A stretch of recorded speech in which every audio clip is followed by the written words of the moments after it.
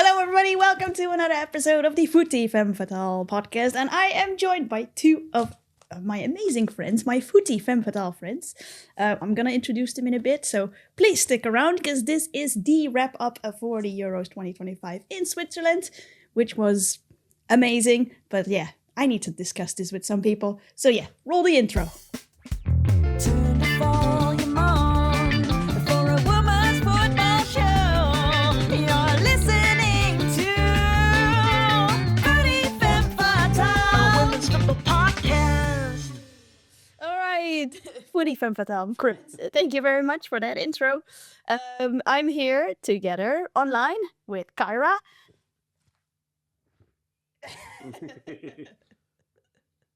And in person with Wesley. Hey. We're matching. We have the Euros kit on. Yeah, badge and everything. Your kit, Kyra. Full kits. I've let the squad down. Sorry, guys.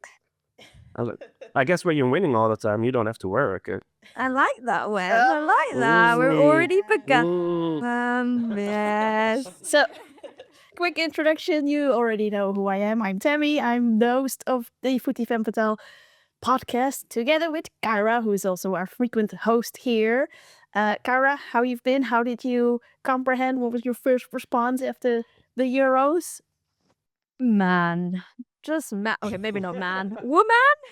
No, Woman. woman. No, I'm buzzing. Yeah, I'm still on a high. I mean, it's just the most incredible, victory. But we're gonna talk all about it. But I'm really, really happy.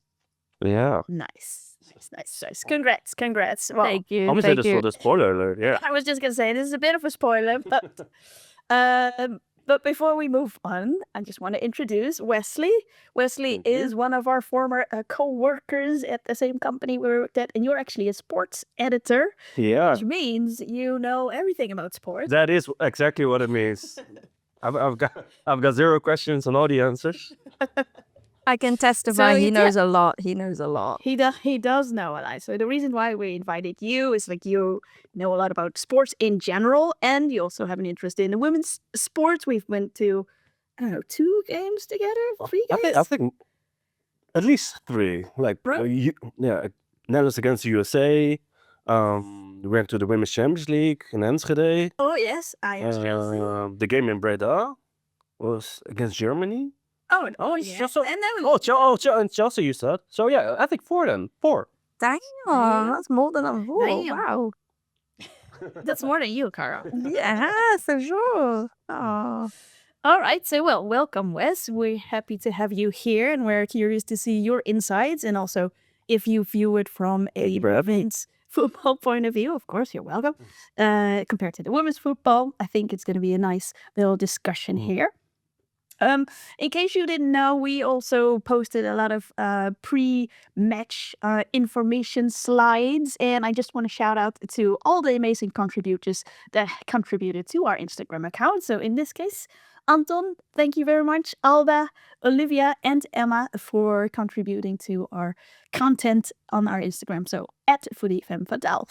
So let's roll over to the next section, which is the footy matches, in this case, footy matches of the Euros 2025. I mean, I'm just gonna have to rewind because Craig David reference, just FYI.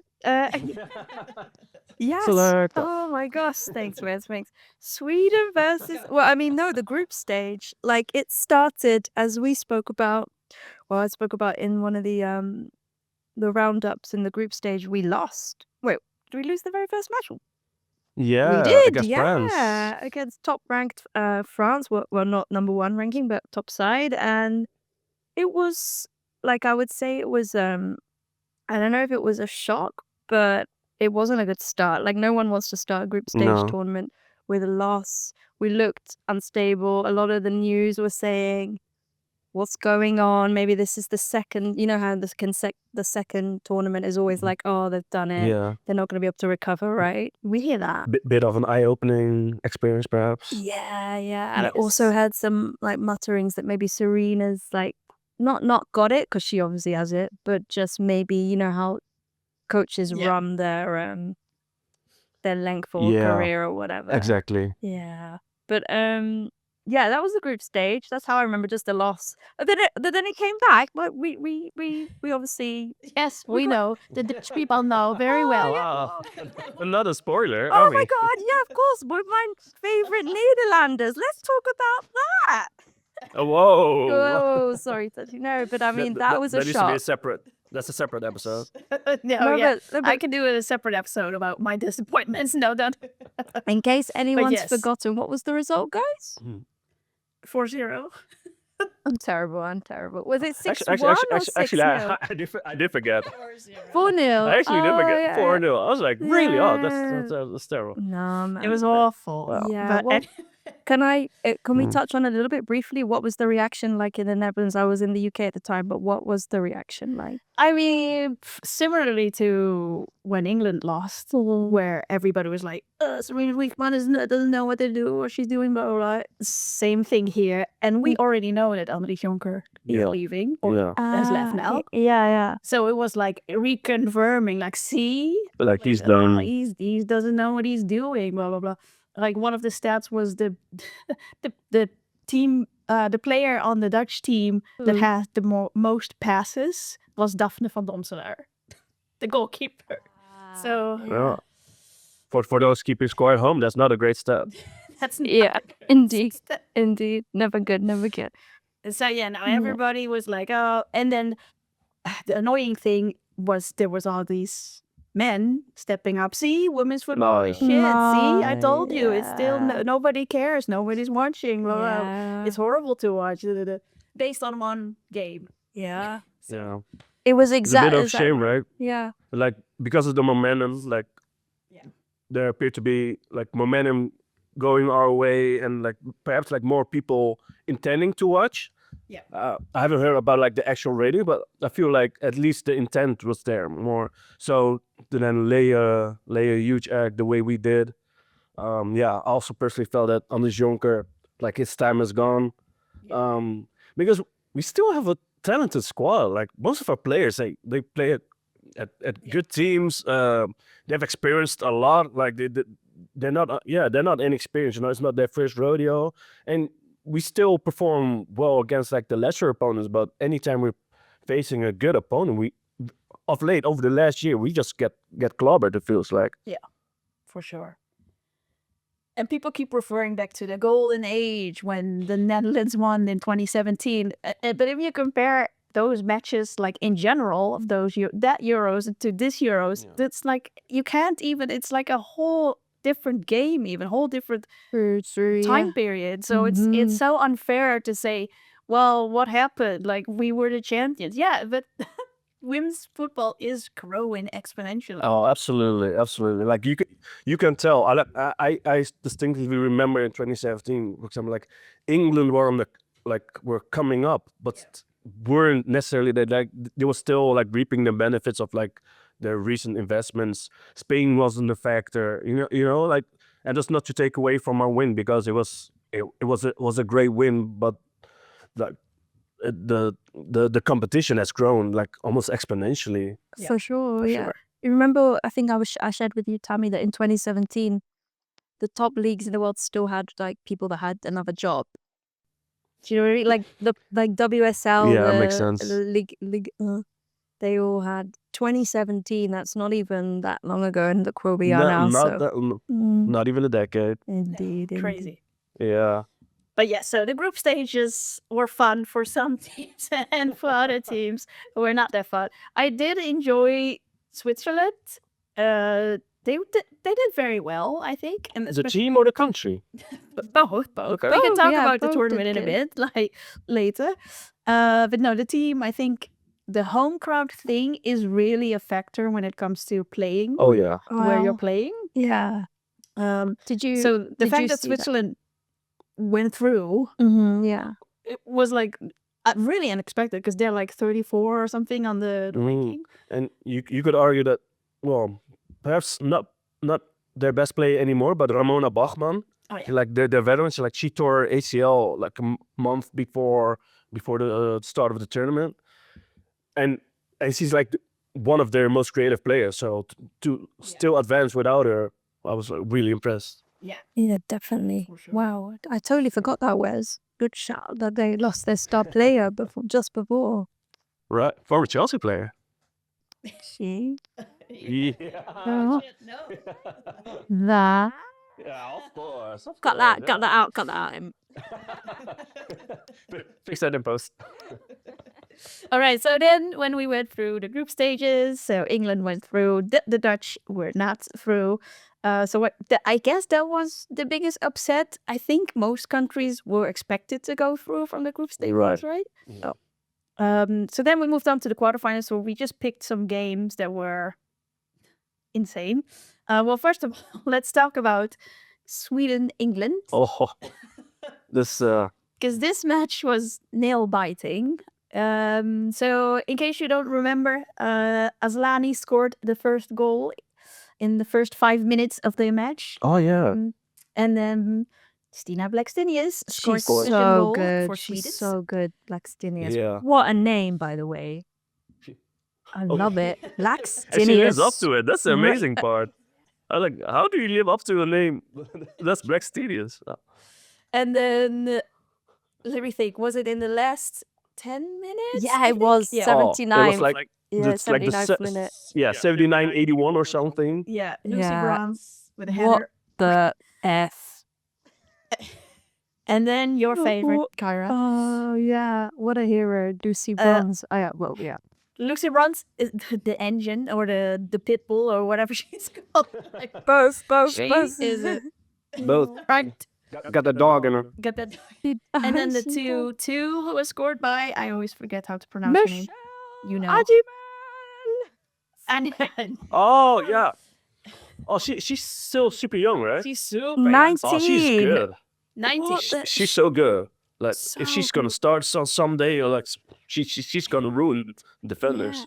But my question is to both of you, because I'll be really real with you. I think I remember when they announced the England squad that they said that she was an unexpected addition. But had you? I mean, she's 19. Have you either of you heard of her? No. She was like came out No, of no, nowhere. this was my introduction to her. This tournament was my introduction I think to a her. lot of Say people it. was the Yeah. introduction. Like, who's this? Yeah. Who is this? Indeed, like what this fearlessness.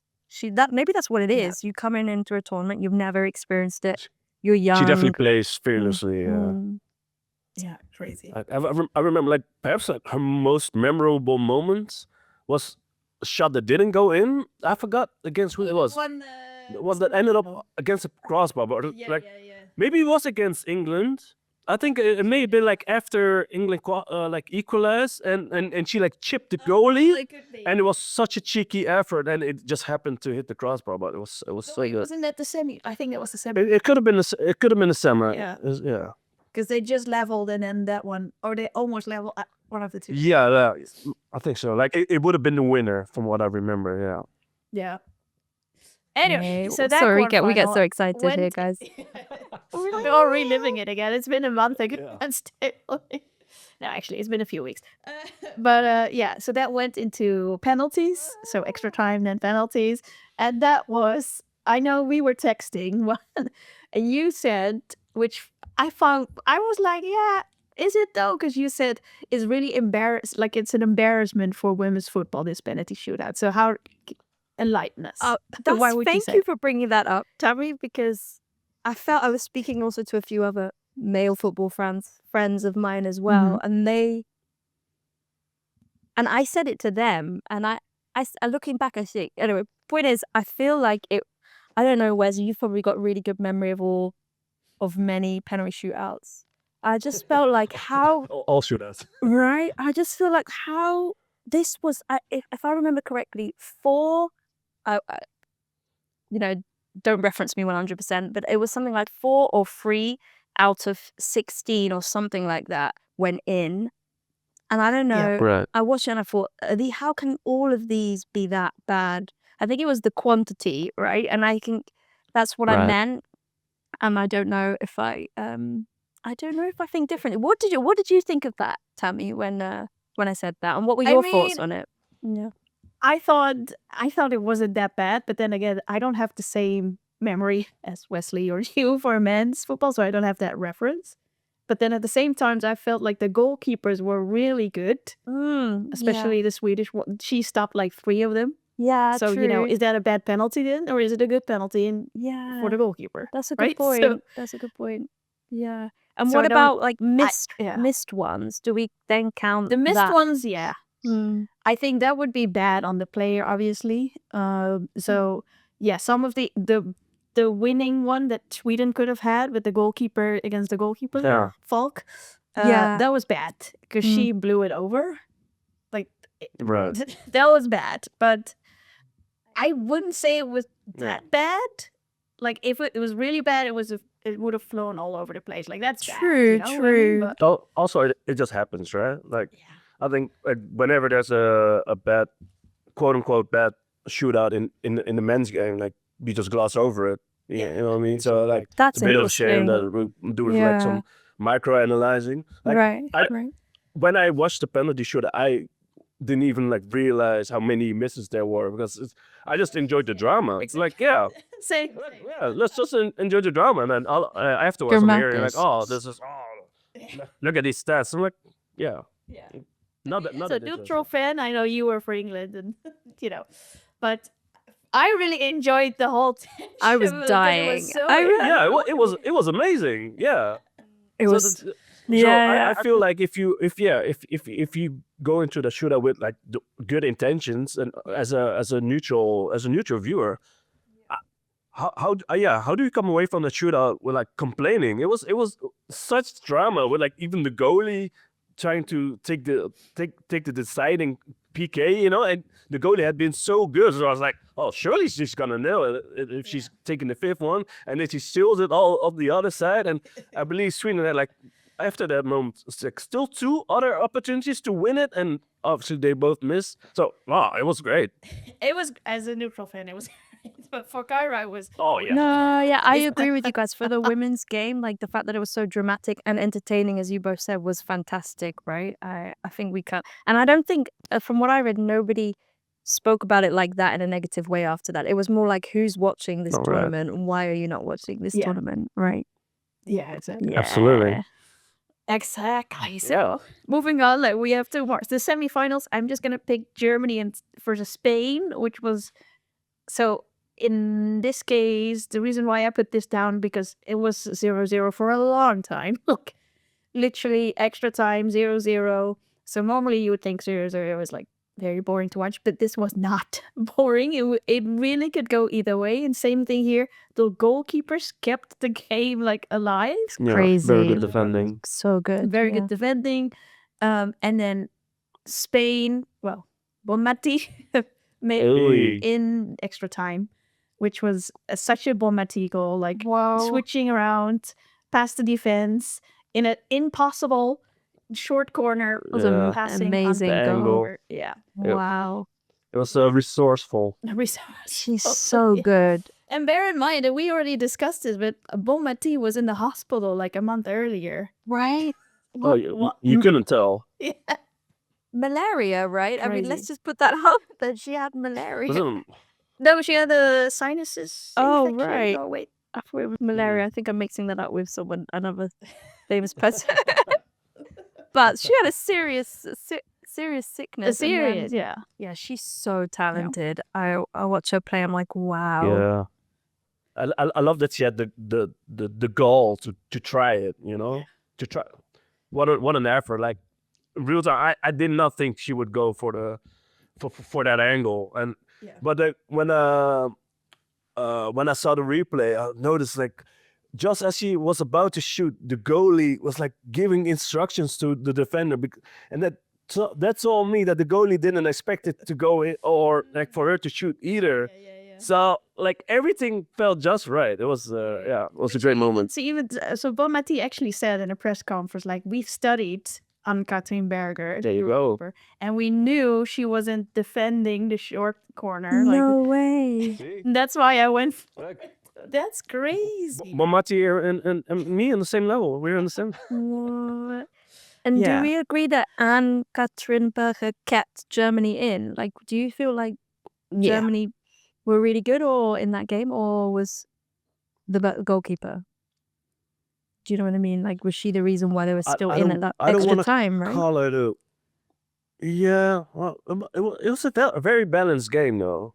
Like the Spanish goalie was also good. You know, I thought more so than just the goalie. I thought like Germans' defense was really good. Nice. Like- Nice, yeah. Like yeah, like neutralized a lot of would-be opportunities. You know what I mean? Mm-hmm. True.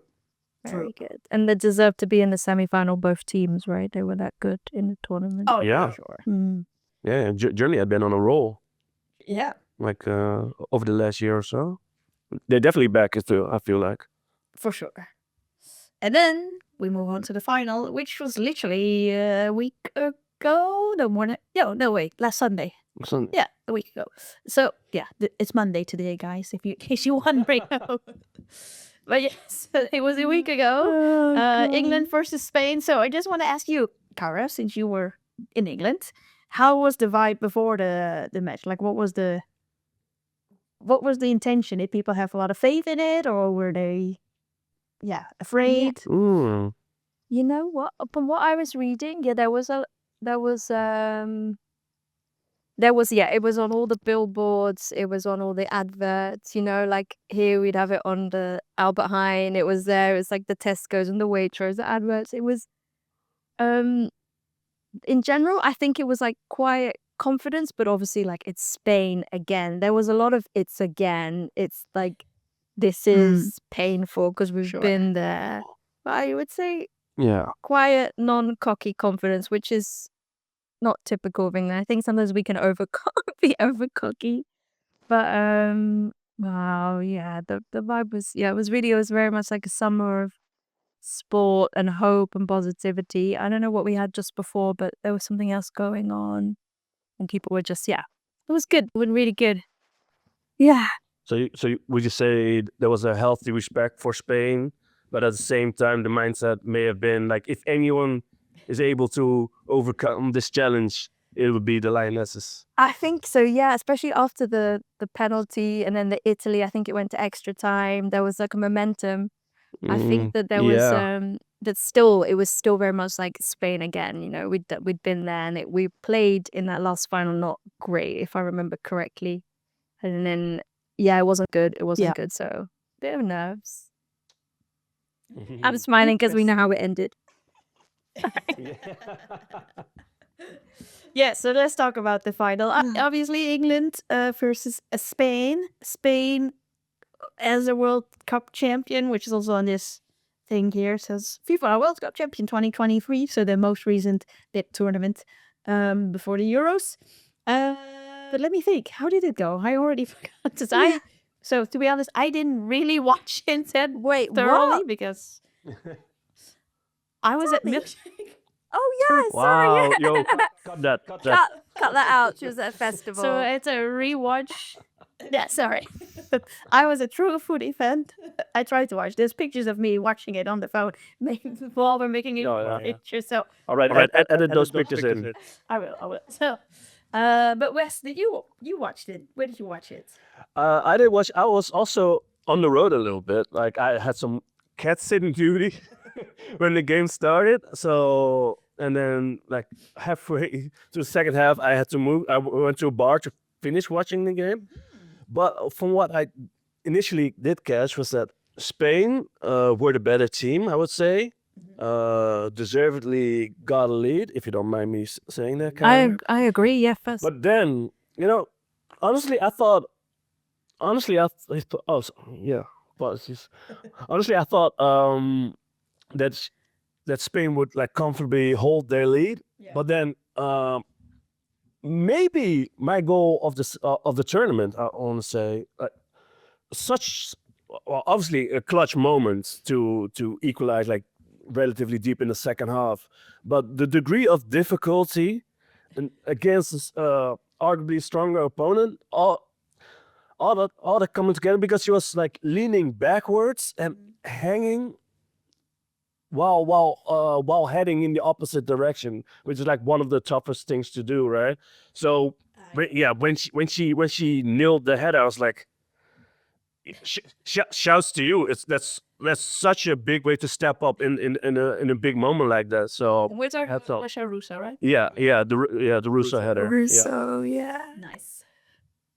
Like, and after that, it was kind of like a equal affair, right? It was I really thought it could go either way. Right.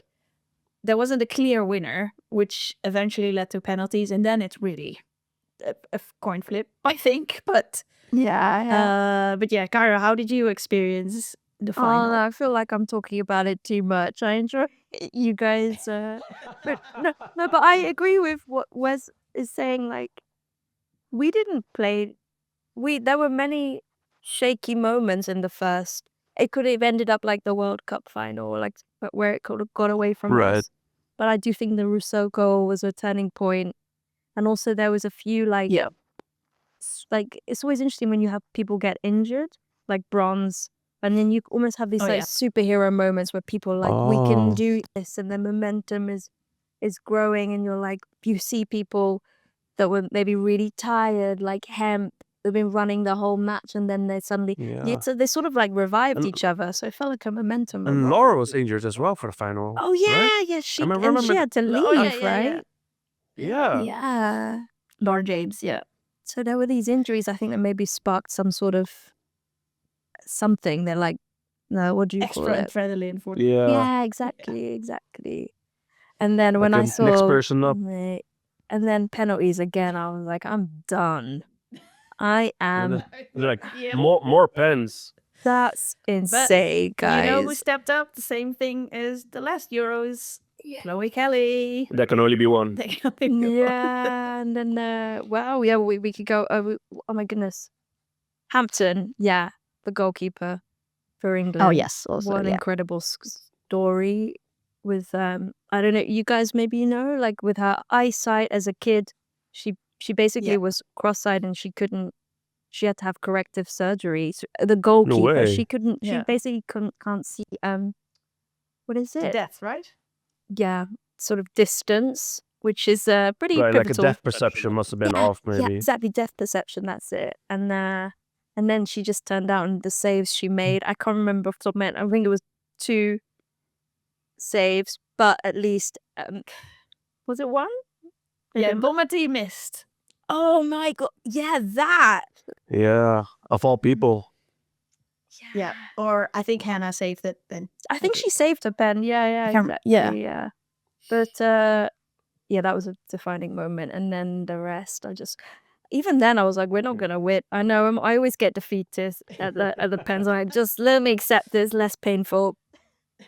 Oh, absolutely, yeah, You yeah. know. Keep the bar low, yeah. Yeah, low expectations, easy to clear and all that stuff. But I know we were going on and Yeah. on, but I mean this genuinely, to see the Spanish faces at the end was really heartbreaking, I think. You saw how devastated they were, and because basically it is lottery at that point, right? Penalties. It did fall for England, but Spain played so well for such a long time. Yeah. The whole tournament. Yeah. I think the main thing that Spain felt, and they even said it in the prep, like Bomati said it at least. She was like, England had so much luck in this tournament. I agree. So you have to have that on your side too, even though Spain, they won like comfortably most of the time. And then in the final, as you said, the lottery, it went the other way. So I think luck is also a factor we shouldn't be missing out on. So next time true. in a tournament. Always, yeah. No one wins the tournament without a bit of luck. Usually those are the forgotten moments, but you can go back in history, and then you're like, oh wow, I forgot that the eventual champions lost the first match of the tournament. Yeah. Oh, it's gonna happen for the Euros because England lost the first match of the tournament. This is a good And point. Spain lost the first match of the World Cup too. Oh, against Japan. good shout. Good memory. Wow, I forgot. Oh, Japan, my favorite women's team internationally. Nice. That was a great There tournament. you go. For sure. Like the expanded format, right? Oh, It yeah. worked out so well. Well, may I ask you about Chloe Kelly? Yeah, let's talk about Chloe. Because Yeah. like See, her aura, you know, like her confidence. It's hard to not fall in love with that, right? Like, I like. You either hate it or you love it. I don't know. Like, I think this. The perception is, Yeah. is she arrogant? Because that was also, I mean, I love it. I Yeah. love it because it's cocky confidence, right? But do you think it's perceived as overconfident or rude, or I don't know? What do you think? Like my personal perception is, I view it as confidence, and I would also say I would say there's a difference between confidence and arrogance, and I feel like she's on the confidence side, and who am I to stand in the way of someone's confidence? That's like I'm rooting for it, you know. Nice. And I just like we're like, because obviously her reputation is like a killer from was it 12 yards out, right? Like she doesn't miss too many pens. The one she missed though, she scored on the rebound. Like that's silly. That was Come on. crazy. Yeah. And then her celebration afterwards, you know, she was like, "Hey, take it easy, take it easy." We all done that. Perfect cue. Yeah. Get that on camera. I mean, it's for me. I thought it was arrogance at first, but Yeah, tell me. then Yeah. when I saw there was also a lot of male people saying, "Oh, why is she so arrogant? You only won with the rebound, blah blah blah." But you all these ways to like. Oh, I know, like- those reactions were from this turn? Oh, okay. See, that's what I was and also then- thinking. That's why it's always a bit weird to me that when women are arrogant, quote unquote, they get like knocked down by the majority, or not the majority, by a lot of people saying like, you shouldn't be arrogant. Like, this is nothing compared. Immediately they're gonna compare it to, this is nothing. Like the women's team can play like a lower level league, blah blah blah, and stuff like this, which is stupid. But then if men do it, then it's all perceived as like, oh, look at this guy, he's so confident, he's so this and that, blah blah blah. Yeah. We're like, that's so weird. And this is not only football, obviously. This is in other sports and Nice. other disciplines. Just life. Yeah, good point. Literally. Yeah, it's true. Yeah. It's like sort of being proud of being so good and can be Yeah. attacked or something. Yeah. It's a weird Yeah. thing. I'm happy that she's doing it, because someone needs to do. Because if you look at the Absolutely. men's Yeah. game, there's always these arrogant celebrations and like, Well, yeah. So I feel like she's an important like piece in this puzzle to like break that stigma, right? yeah, exactly. Because like it's so normalized in men's football to have like literally all personalities, from truly arrogant to just confident to maybe even timid or whatnot, and it's all accepted. But yeah, like you just said, like there are some people out there who just tend to microanalyze whenever things look to be outside the norm, basically. Indeed. Yeah, Yeah. for sure. Well said. Well said. Like, I hope that Anyway. maybe what she did with that little bit of that confidence and someone younger is watching it, like a young girl, because you Yeah. don't see that a lot, and it's like, I'm gonna find my own little celebration or my own little thing that everyone Exactly can go right. around copy. Did you guys see Yeah. that it became a bit of a trend? Her hop The skip? meme. Did you see? Yeah. Like, people were just doing did it to see go that. do the washing up. They would Yeah. do her hop Yeah, skip while exactly. in the shower, little hop If, skip. if Chloe Kelly does the thing, it's like, whoop. Oh, I did not see those, but that's awesome. And this is what I really like. Like, it's really Exactly. people have seen it. It's not like nobody saw it, and now it's becoming this whole meme. This is what it's all about, or what it's supposed to be. You know, like she gave us a moment with the hop skip, with the celebration. We're here for the moments as sports lovers in general. That's what we want to see. Yeah, Exactly. beautiful. I'm feeling the love. That's so true. That's what we want to Good. see. Tournament football. Yeah. All right, so we can move on to the next section, which is the Femme Fatales of the tournament. Yay!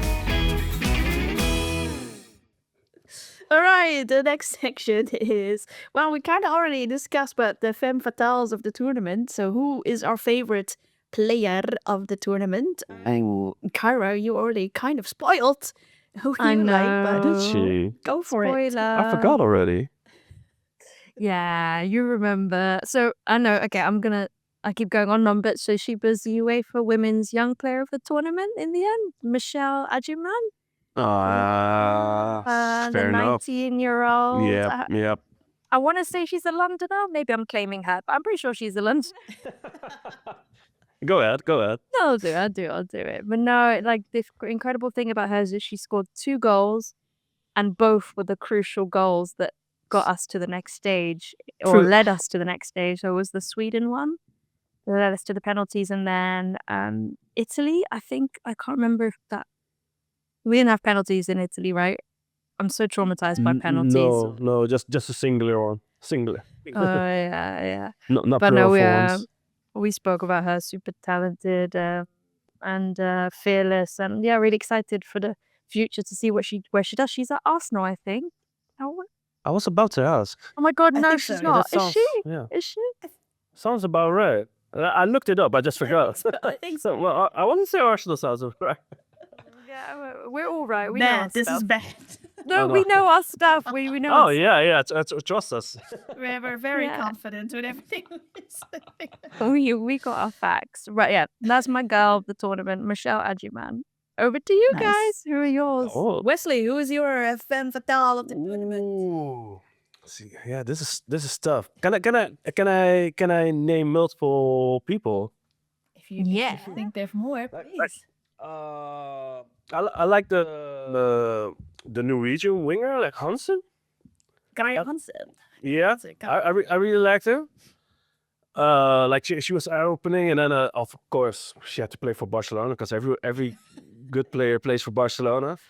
I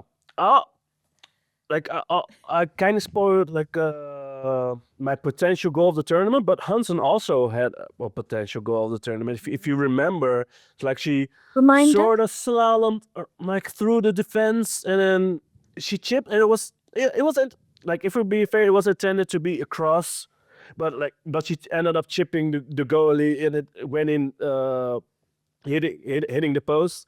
I was like, it was a great goal nonetheless. So I really like her, but I also want to shout out like a lesser known player from Finland. I think her name Katarina Kotola. Oh yeah.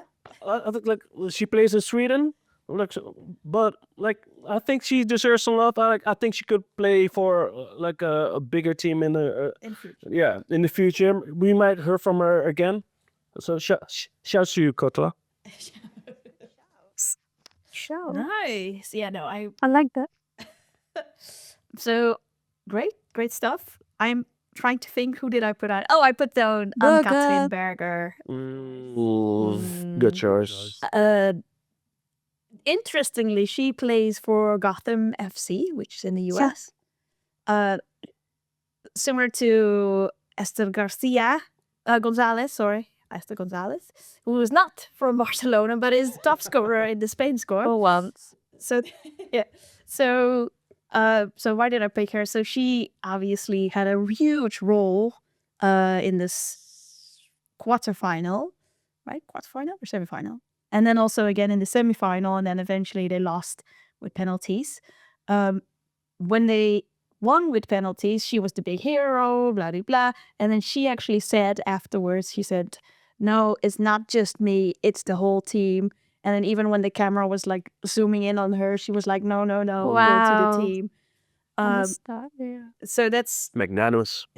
yeah. So that's why I think it really says something about her personality, and then also personally, she battled cancer. She's the girlfriend of Jess Carter, so supporting her in everything she does, which we'll also mention later on.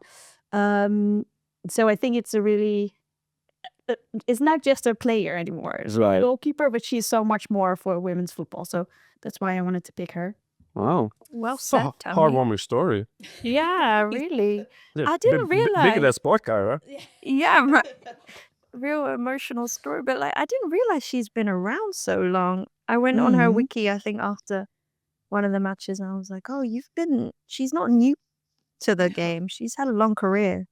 Yeah. Yeah, crazy. No, And then some honorable mentions. So actually, 2 people in the final from the English squad, they lost someone close to them. So Hannah Hampton lost her.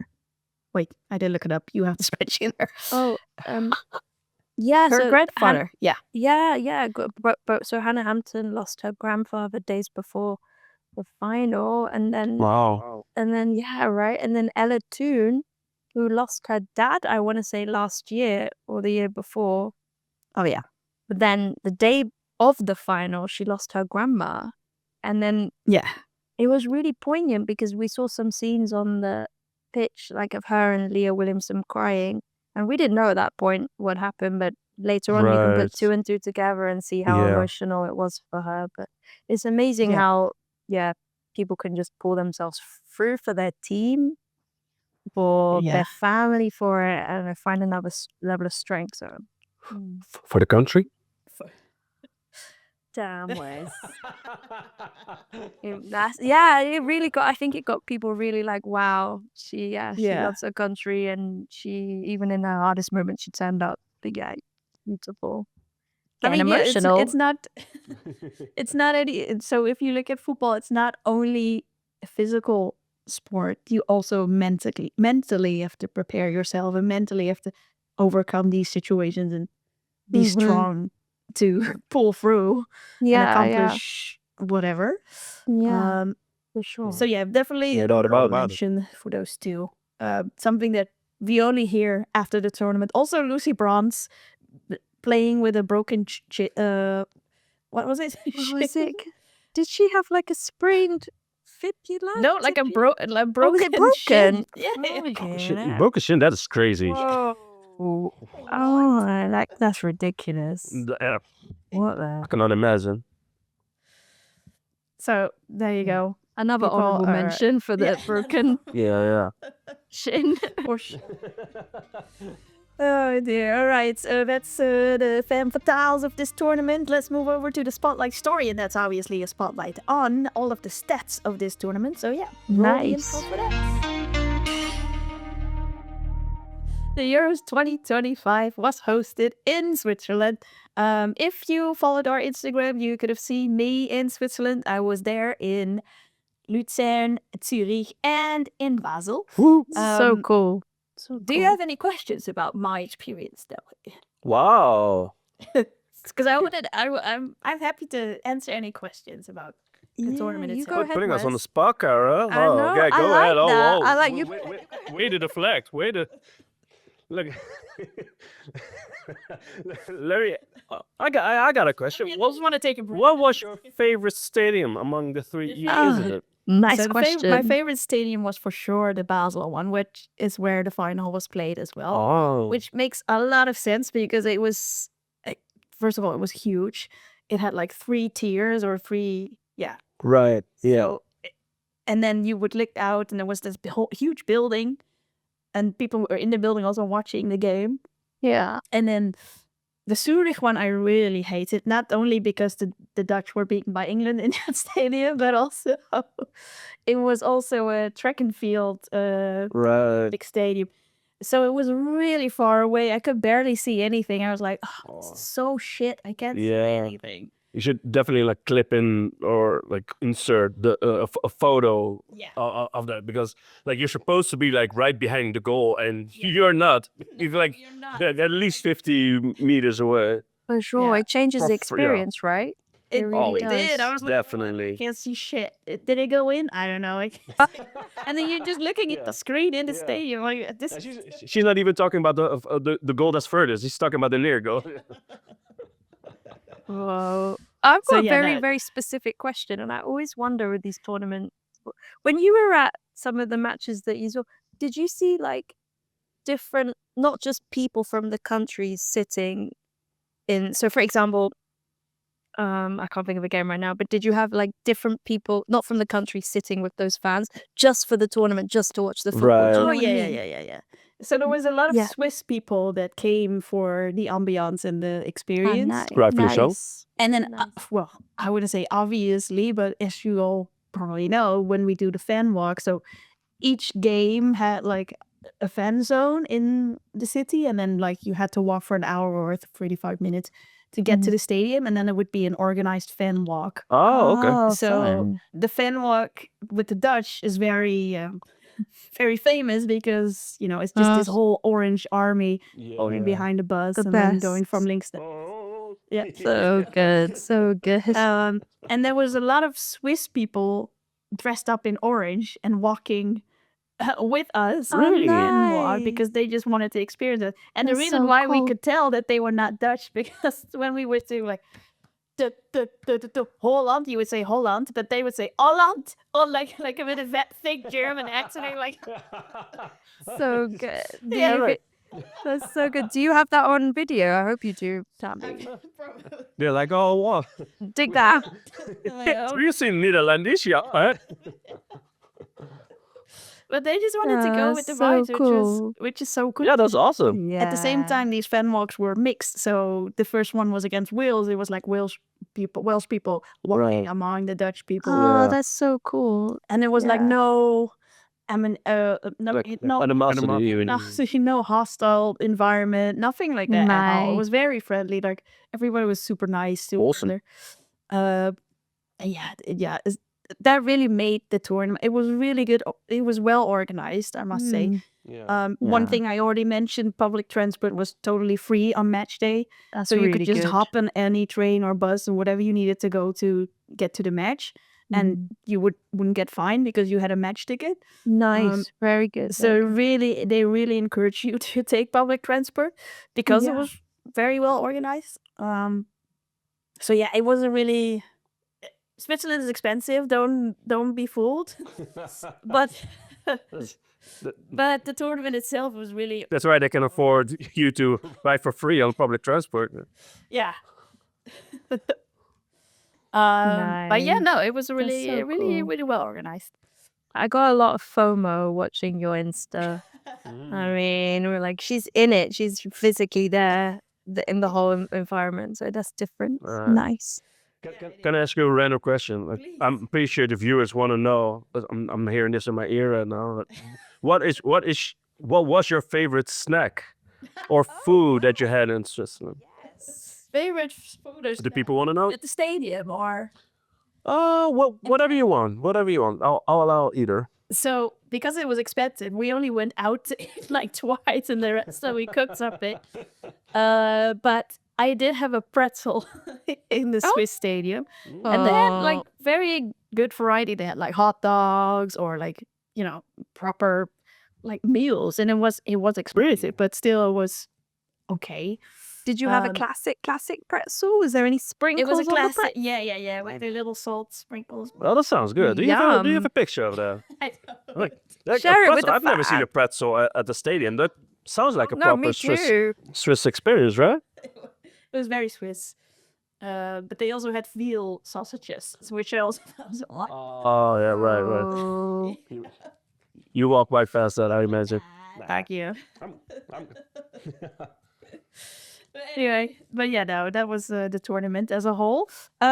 So speaking of the tournament, we obviously have some stats we can go through, but at the end of the tournament, there's always, I think UEFA does this. They announce like the best player, the top scorer, Yeah. obviously whoever scored the most goals, which was Esther Gonzalez, who plays for also Gotham City, I think, if I'm correct, not for Barcelona, which was also a weird thing because she was selected. She'd not been selected for the Spanish team before.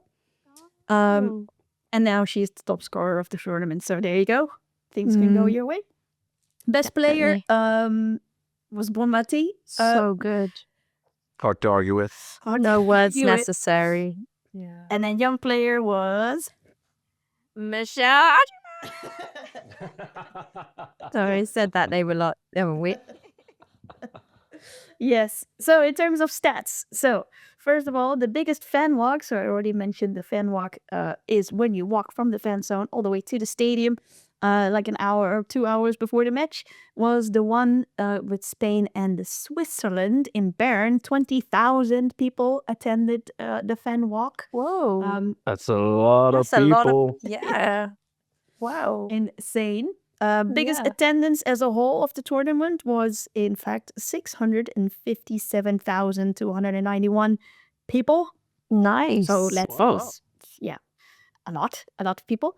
Biggest match attendance was France versus Germany. Not even a Swiss match, but France versus Germany, which will also make sense because Switzerland is, in case you don't know, close to France and Germany. This is the one in Basel, which is also really where all those two nations meet. So 34,128 attendance for that match, which was the biggest one. Other stats, Chloe Caddy's winning penalty was 110 kilometers per hour. And the fastest penalty kick in the Premier League by the men's was 109 kilometers. So it was actually faster.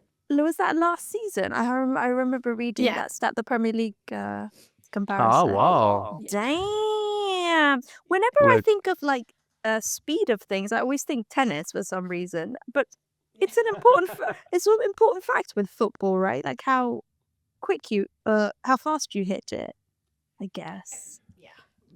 Yeah, it's a factor. It's a factor. Like like so I would say it goes hand in hand with like accuracy, accuracy placement. You know, so like I'm saying this to say that you don't need the most powerful shot to be effective, basically. But obviously, Chloe, she can do either. True. Shall we do it? And 1, 2, 3. And also, while we're doing this, only 12.2 million people watched the final. And I don't mean only, that was a sarcastic only, but 12.2 million viewers in the UK watching the final England-Spain, which is insane, to say the least. It's a great thing to read a stat like that. Again, considering where we've come, where we were, maybe when we were younger, what we saw of the women's game. So it's incredible. That's a big number. And I've heard another stat that I didn't mention here, but this is the first time that England won a tournament outside of England. Oh, that's some history. That's some history. Can we have like a spare moment to talk about Serena and Ian and the coaching team? Oh my gosh, I can't remember Ian's last name. His achternaam. What's his? Thank you, Val. Wait, like what? I just know words. What a combination. What a partnership. Like Serena. I mean, I'll leave it to you guys to talk about her. You must be so proud to have. This is stat heads. Yeah, so Serena Wiegman, in case you don't know, in case our listeners or viewers don't know, Serena Wiegman is the only coach, man or female, to make it to a final with 5 tournaments in a row. I was just about to drop this nugget. She stole it. Sorry. All these nuggets. You need to think of a new nugget. Think of a new nugget. But how do you feel about that? That's such an insane stat. Like I didn't realize until someone mentioned it during the final, and I went back and I'm like, wow, she keeps going to the finals. Like it's incredible. We already knew she was incredible, but this is one hell of a run. Right? To do multiple teams as well, right? Yeah. I'm just in awe. Like it's the Dutch football heritage. I'm putting it to that again. Like I mean, we had Renee Slegers with Arsenal also this year. Oh, that'd be beautiful. I hope her system is just as good. Like we could use maybe back to the Netherlands team. Managerial boost. Yep. Let's see. Do you guys think she'll leave? What do you think? As in, she's done it all for leaving. I don't know. I mean, the World Cup. I mean, 2 years there's going to be a World Cup in Brazil, so maybe she'll stay until that. Maybe one last dance. Yeah. And then she can move to, I don't know, the US or something.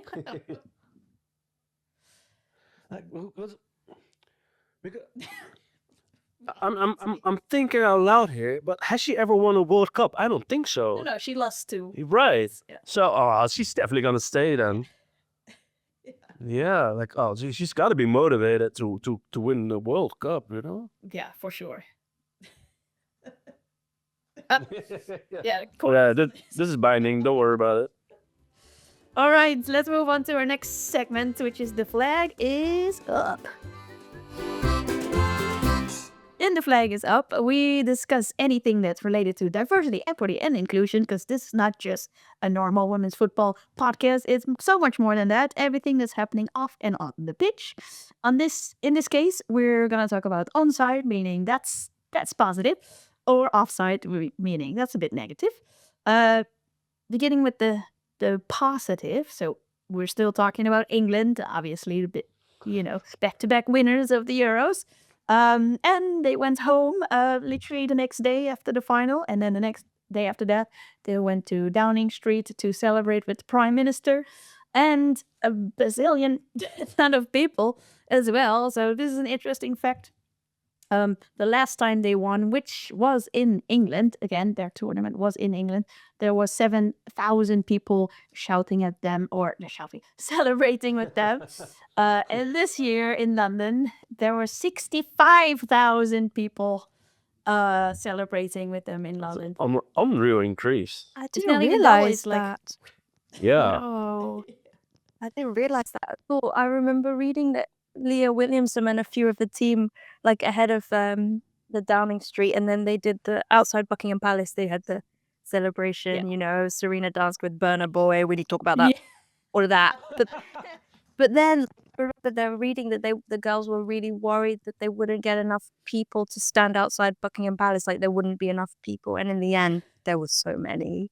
So again, it was just not realizing how many people turned up to, and it was a working day. Like people had dropped. I mean, summer holidays, kids are not in school, but Yeah, it still. was really positive to see those numbers. Yeah, Yeah, really good. yeah. Also yeah. on the onside, which is kind of also offside. I put it in the middle because it's on and off. Because UEFA made a statement and they said they lost 35 million euros. Now, Nadine, I forgot her name, the president of the women's football section in the UEFA, she actually said, yes, it's a loss, but at the same time, it's an investment. This is why we invested in this and we invested in that, blah, blah, blah, blah.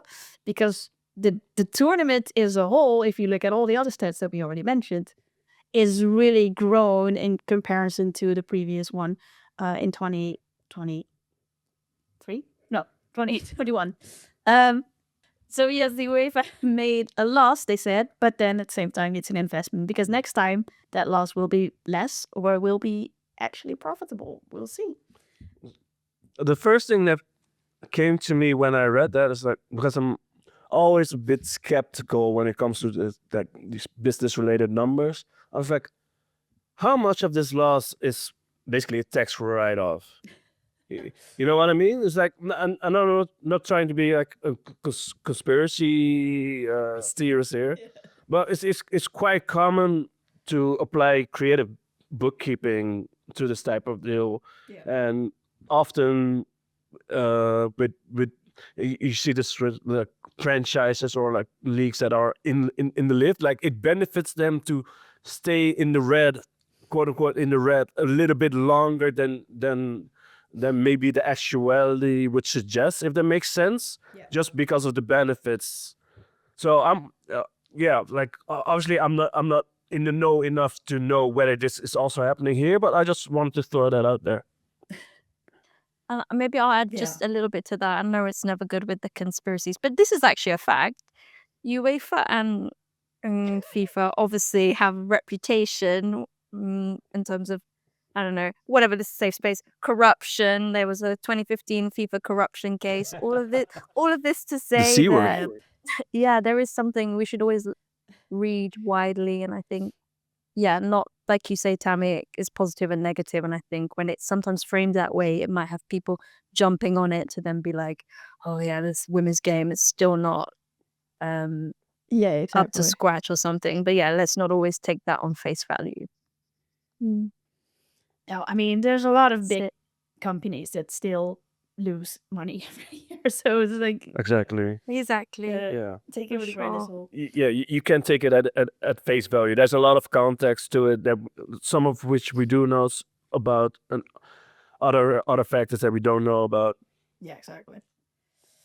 Interesting. So let's go, since we're in the negative side. No, the offside part of the flag is up is when we talk about something that happened during the tournament. So first of all, Jess Carter was one of the headlines during the tournament. This was, I think, after the 2 first matches of England, and she came with a statement. Was it right before the 3rd match, I think, if I'm correct? Or was it before the Yeah, quarterfinals? I think it was ahead of the quarterfinal. Was Yeah. it? So she made Oh, a statement. I don't want to quote because I'm not sure what the context was, but basically she was saying that she is getting some racial slur online, and she wanted to, just announce that, I guess, or make it known that this is happening, that it's still happening, or this is during the tournament. And then the English players always take a knee normally, standing up against racism. And then this time in the quarterfinals, they actually stood up literally. So they didn't take a knee before the kickoff, which was very impressive. And at the same time, that statement that Jess Carter did, the FA also made the statement about that. They didn't want to condemn racism. They admire her for speaking up, blah, blah, blah. And then all the players also shared that same statement as well. So it was really powerful to see the support of the team. And then, how important it is to still speak about these matters, and that it is happening, and it's not all, sunshine and rays or whatever. Yeah. Um, Racism is not over. no, it's not. So, yeah, but Kyra, you were in England when this happened? Because I remember you were sending me the article also. Yeah. I mean, it's always because obviously maybe you guys remember it when it's not we're England, not the only country, but it was the Italy, the men's final, and there were 4 guys that missed the penalty in that tournament. They received a lot. They were all black, and they also received a lot of racial abuse. So it did have a tinge of that, and the memory came back of it, especially because Jess Carter was saying she got it since the beginning of the tournament. I mean, you're just starting. What could you have done wrong? And then there was whole thing like maybe she didn't have a good match.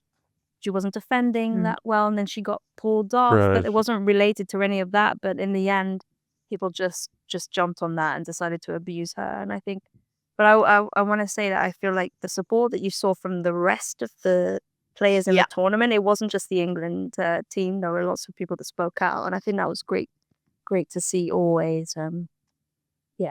It's sad thing to see, right? Yeah. It is. I feel like it. there's always at least one racism issue or case during a big tournament. Exactly. So it is important to mention. We don't want to brush over this as well. Right, and that's just the stuff we know about, right? So yeah. The obviously the point was to increase the awareness, or well, I don't even know if you're able to technically increase the awareness, but just keep it in the news, because there are people probably who are a bit more privileged and are able to think or wonder, oh, maybe it is a thing of the past. So there's always like a good reminder, not at all. And like people are going through it, and it's not easy to go through it, right? Like it may seem like that she as if she's just able to brush it off. Like no one just brushes it off, you know what I mean? Like especially when it's so direct. Like Yeah. I mean, just what we mentioned, it's not just a physical game, it's also a mental there you go. game. So this affects your mental health. Definitely. And I think, was it in the quarterfinal? But she didn't start. It was the first match that she didn't start because of that. Because I think Serena wanted to protect her a bit as well. Yeah, that's right. So she came in as a substitute, I think. Yeah. So yeah, it is insane that we still have to talk about this, but this is also why we make the podcast. So That's right. Yeah. Sure. Other things that we wanted to mention. So in case you haven't noticed, me and Wes are wearing the lovely special Euros kit. So obviously it's not only about making profit for Adidas and Nike and Puma and whatever, but more so to feel included and be like, okay, I have the special Euros kit. unfortunately, there was one country that didn't have a special Euros kit, so we wanted to mention this, and that was Poland, which was a bit upsetting. Poland's sponsor is Nike, so you would think Nike would have been prepared to make a special kit for it. Right. Nike is a small company, right? Yes, they're small. and Super small. and so Nike did give out a statement on why they didn't have a Euros kit for Poland. They said, well, Poland qualified very late for us, so we couldn't do it in production. Ah, that's like, weak. That That's weak. that is so weak. Weak. Come on. Really? Is that what the statement Yeah, was? yeah, yeah. I'm shocked. Yeah. So, but then prepare for either or. Right, well, what's the excuse? Did they need to hire an intern like last minute? Is that what happened? Like, Yeah. Doesn't weird, stand. very It's- weird. I mean, I don't want to say it, but it screams as if they didn't prioritize the women's game, or they Yeah. didn't see it as making enough money to what, for example, the Premier League or MLS does. You know, like there was a prioritization. right, yeah, like of some sort, and it clearly didn't prioritize Poland in this case. Mm. Crazy. So yeah, just wanted to Damn. mention that that's also something that's happening. It's not just the smaller people on the internet, the trolls. It's also the big companies not helping out these smaller countries, and remember, Poland qualified for the first time for the Euro. So Yeah, it was a big that, deal. a And- kid for And they won their first match like ever at a Euros, because I'm pretty sure they won the last group stage 3-2 against Denmark. Yeah. So yeah, it would have been nice to celebrate in a bespoke kit, wouldn't it? Yeah. Crazy. Anyway, but we already had a whole podcast about these kids anyway. Oh, yeah, the shirt. Yeah. Anyway, and then last but not least, well, yeah, I think this is just a general discussion that is starting to become more and more present now, especially after England won. There's a lot of bold voices coming from the UK talking about women's football and comparing it to the men's football. Oh, think- yeah. Was it Chloe Kelly? I think Chloe Kelly said, just stop calling it women's football. It's just football. I think there's this interesting turnaround where women's football is more well received, but at the same time increases in criticism. So Interesting. Yeah, something that you Yeah. guys also see, or like, how do you view this? Yeah, do you compare? Because I often compare men's to women's, but then I don't know much about men's either. So it's like, I'm not really a good comparison person. Yeah. Should I go Wes? you- I'll keep it short, but I'm really curious about what Wes thinks, because I think I told you, Tammy, when I came on board with the podcast, I was like, you're footy expert, but not necessarily the women's game. And I think I've learned a lot, like I'm familiar with it, but I did grow up watching mostly the men's game, and for sure, I always do it. I always, not subconsciously, but I do compare. I'm like, oh, but in the Yeah. men's game, oh, they do this, you know, it's sort of like a subconscious comparison.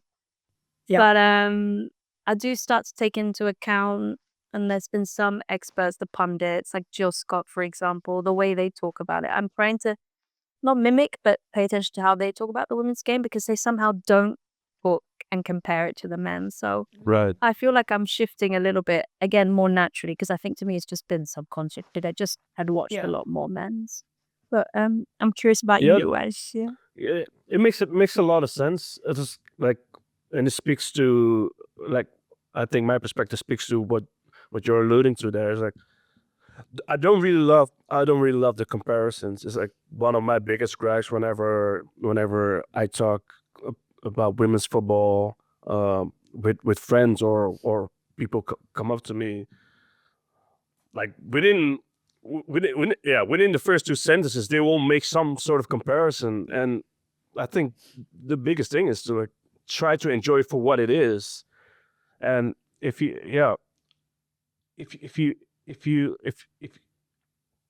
when you keep comparing it, especially when you go out of your way to compare it, like it almost feels that sentiment coincides with like you wanting to like keep the sport down a bit. You know what I mean? Whereas like Yeah. with a bit more of an open mindset. Like it's just like the penalty series we discussed earlier. Like, yeah, you're able to compare it and whatnot, but like if you take that aspect away, like, or what I'm trying to say is like people were like so blind and like focused on the comparisons that they missed the amazing drama of the penalty shootout, and I feel like that symbolizes the way I feel about yeah, I guess women's football in particular, because of what it has to fight against perception wise and whatnot. Uh, but in the end it's simple. It's just entertainment, you know. So yeah, yeah, because I've been a fan of the game for a long time. I tend to be a bit in a bubble myself, so I'm always interested to hear from YouTube, because like you two are like way more in tune with like what the public what the public are saying, and yeah, which helps me keep me on my toes, and like even when I'm thinking, oh, like we're doing great and we're growing the sport, it like grounds me a little bit, like, oh, perhaps we're not as advanced as I may have hoped, you know. It's gonna continue to be a battle, but we're here for it. Yeah. No, Well, for sure. can I say one thing? Like, Wes, I feel when we were working together, you were always someone that you just do as you just described. You loved the game, and it wasn't about that they were women or anything. And it was just, I remember we went through obviously a few tournaments, the World Cup being one, the one in Australia and New Zealand, right? Right. Yeah. And you just were really into it, and you knew all these players because you just got into the tournament, you got into the game. So I think that's something to kind of to follow, to look at. I think that's just how you do. Right. I appreciate those words, and Yeah, of course. like Yeah. if only it were that easy to apply that message to like millions or billions of people. Well, one at a time, perhaps. That's right. Yeah. Yeah. One at a time. No, Yeah. I agree. I think it's funny that in football is really this gender separation. Yeah. And then if you look at other sports, like, I don't know, like hurdles, if we're not going to say femcable is no one compared to whoever's doing it. We're not So saying that, because so true. we just say it's Yeah. the hurdles. We don't say it's the Yeah. women's hurdles. It is the men's hurdles. It's like, Yeah. what? It's So nice I don't, it's so weird, Yeah. but it's so separate. It's like in your example, she's being talked about as like the world's elites Yeah. without any qualifiers. But then when you try to apply that to women's football, it's like, well, but and whatnot, and we'll follow by whatever excuse, you know what I mean? But like, it doesn't have to be like that. Like, you're okay. Yeah, you're okay enjoying it for what it is, whether it's better than men's or just it's different, and that's completely fine. Well, that's actually one question for you guys, because does it work another way? Can you compare the women's and men's game when the women are better than the men? To give you an example, like the UK in England, when the women won, everyone was like, "Oh yeah, they're so much better than the men's. They've tried for so many years. They're look at them, like you were saying, Tammy, the first team in England to win outside of the UK. Like they were just, I don't want to say they were using that win, but they were just using that win to highlight how much better Yeah. the women's team are to England. So do we accept that that's a positive comparison? Like, is that still all right sometimes? Because Interesting point you're raising. I think it's part of the problem. But at the same that's time, interesting. it should be also a celebration. So Right. it's like, yes, you can say those things because it's valid. It's not out Yeah. of thin air. Like when people say stuff like, the women's team cannot even play against my amateur club. That's stupid. Like that's Right. just stupid, right? Yeah. But if you celebrate it and there's actual data to prove, hey, we are better than the men's. The if you data. compare it like black and white, like this Euros with the men, Euros with the women, then yes, the England team, the women's are doing better. But I see what you mean, it's- like the it's stats a of thing it. like, yeah. Yeah. Also, as we're trying to grow the sport collectively, I think that also provides some context to those comments or the comments that you just laid out, that were set out in the media, and I think it's not just a comparison for comparison's sake. It's also to help put it into perspective for a lot of fans who aren't in tune with the women's game, So applying like some male perspective in this case, uh, yeah, might just help of like further the discussion and help the growth. Obviously, in due time, like you hope it won't be necessary anymore, and it's like the lioness as well have one and without any reference, but yeah, I think as a growing product, it makes sense. It makes sense, and it definitely wasn't mentioned in a toxic way either. So, yeah, all good. Yeah. Anyway, speaking of positive things, this is not this is a positive thing. I think it should be. Let's end with a positive. Flag is up 6, right? Which is the transfer update. So there's a lot of transfers happening, and I don't want to mention all of them. But they broke the record again. So Olivia Smith, Yeah. a Canadian player, used to play for Liverpool. Arsenal bought her for £1 million, which is actually more than Naomi Girma last time that we talked about this. Every episode, there's a new transfer record. This is interesting. There is Suspicious. So yeah, congrats to Olivia Smith. So yeah, £1 million is how many euros is that? 1.2 euros. Oh my god! I'll say a bit less. A bit less. I'm gonna say 1.14. Something like that. Don't put us on. Well, yeah. Wait, are we? Come to us for your financial advice. Wait, I don't know. I thought but it was less. What, pounds or euros? I'm not sure Well, about my stats anymore. the pound is still stronger than the euro. I do know that. Then it's Yeah, exactly. But no wait. but that means it's more euros. So it's Yes. yeah. Oh, So sorry. I'm sticking with 1.14. I was going less. It's, Oh, it's you're right. definitely You're right. broken the 1 And million. this is why we are podcast hosts and not mathematicians, right, guys? Well, I'll still say come for us for your financial advice.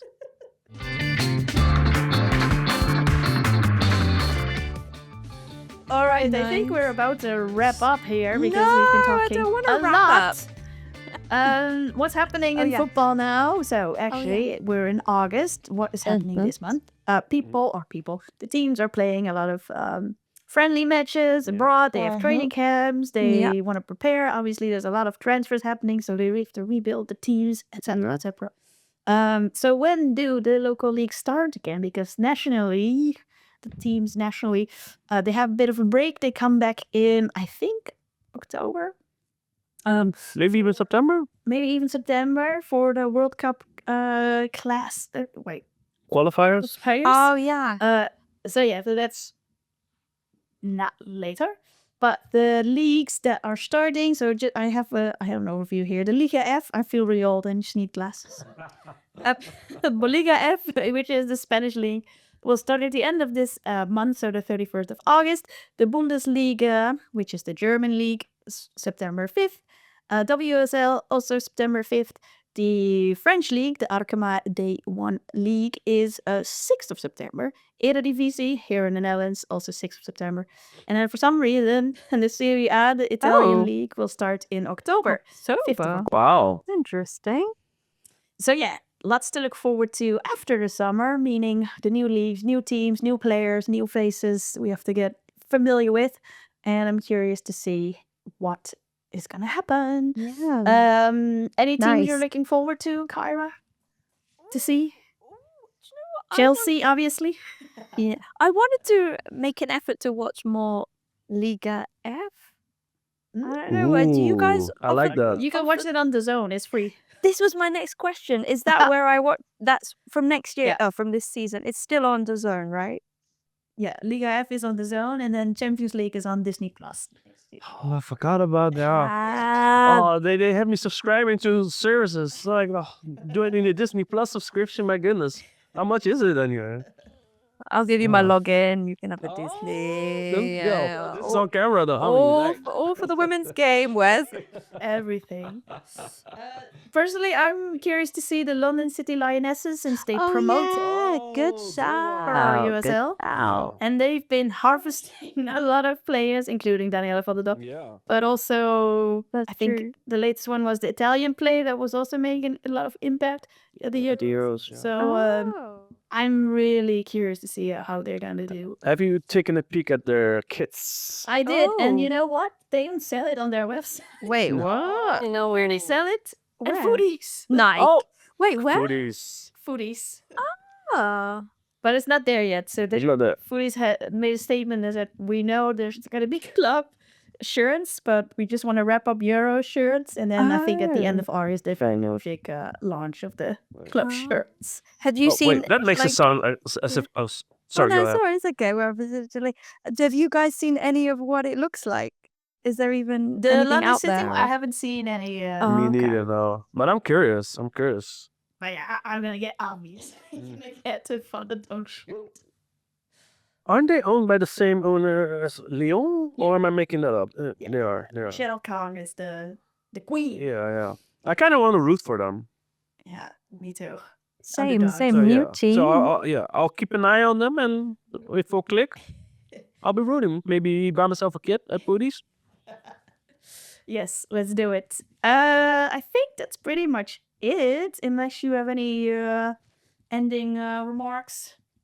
Final remarks. Yeah. Keep an eye on Feyenoord, of course, in the women's game. The other day I heard a statement that this season it's got to be the season they're able to close the gap with the more established clubs, because the women's branch of Feyenoord is new. Like they only started playing professionally since like 2021, but they have been investing quite a lot. I was like, at the time they were like only the second team in the Eredivisie with a squad full of full-time players.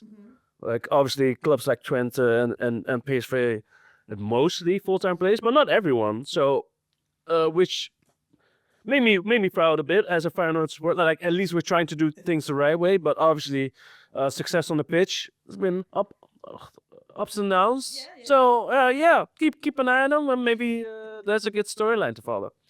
I'm gonna keep an eye on them. I'm curious. There you go. And we should Fine. go to one of these games here in the Netherlands. And Absolutely, yeah. Because we haven't done that, right? In Eredivisie. No, I haven't. I almost to the Champions League. yeah. Not the... I almost went to an Eredivisie game last season because like sometimes they play in the big stadium, and I wanted to go to that one like Feyenoord against Excelsior towards the end of the season, but I ended up having double plans. Yeah, we Let's organize it. And whoever wants to join these leave a comment. Enter the competition. DM. There's no competition. All right, Kyra, any final remarks before I Well, wrap it up? just to say what an amazing tournament. Switzerland did amazing. The country did amazing work. All the players did. All the teams turned up, and yeah, I just loved it. And here's to Brazil 2 years from now, right? Yeah. Yeah, Brazil. Was in Welcome. Brazil? I didn't know that. Oh, speaking of Brazil, Let's go. wow, I need to start saving right now. I just speaking of Brazil, the other day I saw, because they had the South American tournament as well, and it was in the final was Brazil against Colombia, and it was 4-4 in the final. So yeah, so for the viewers out there, just look up those highlights. It was quite juicy. Obviously, Brazil still ended up winning, but yeah. It's a great scoreline. yeah. 8 goals. Good. And you know what, Marta, the legendary Marta, she scored the equalizing goal like in the 96th minute, which is like of all people for Marta to do with like an amazing strike. Fairy No, tale. you have to watch her. Yeah, we Fairy need tale, to- absolutely. Gotta see the highlights of that. There's so much football to watch. Oh, I yeah. know. Stay tuned for part 2.